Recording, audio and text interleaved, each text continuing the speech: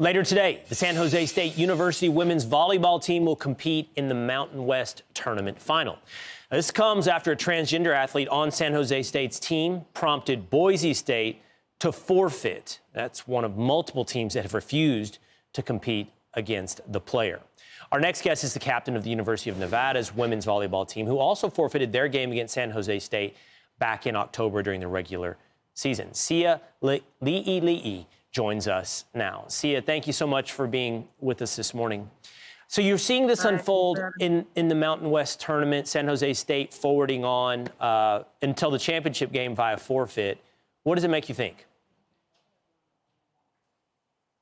It's unfortunate that it has come to this, where women like me in our conference have to take a stand and forfeit against this discrimination that we're facing. But I'm proud of the Boise State team for standing their ground and really standing up for what's right. Really just taking a stand and saying, hey, we're not playing against this biological male, because they don't belong in our sports, in our locker rooms, and they don't belong invading women's spaces.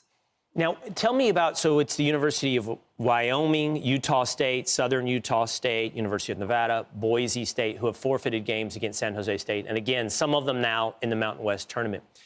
What do you think, what do you hope, and what do you think will be accomplished through the forfeits? I think it sent a really big wake-up call to the nation. I mean, right now we're on a national news source, and I'm grateful that people are now seeing that this is something that's not going to be swept under the rug, and that real change needs to happen, because the fact that women like me and the women across my conference have to sacrifice something we've worked our whole lives for isn't right.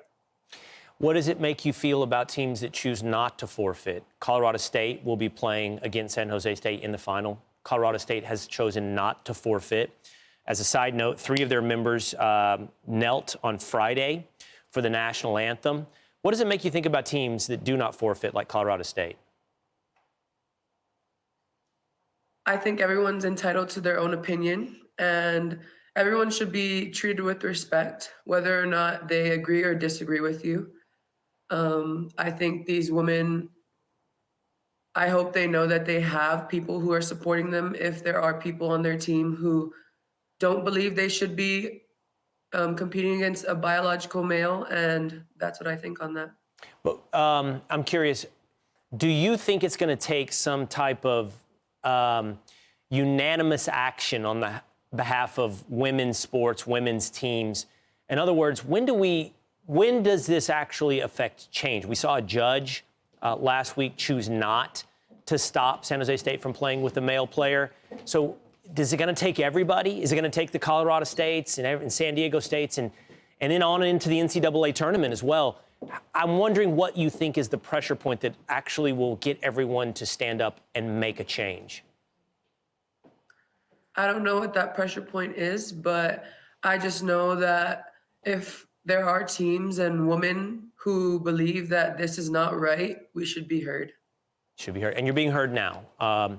And we applaud you for making your voice heard, but also putting action behind your words. Not without sacrifice. We all know that. Many of these girls, as you mentioned, won't move on in the Mountain West Tournament, perhaps won't advance to the NCAA tournament. So they've made a real sacrifice. I think the question is, how much sacrifice will be needed in order to effectuate change? Sia, we appreciate what you're doing. Last word. I see you had one more thing. Last word to you.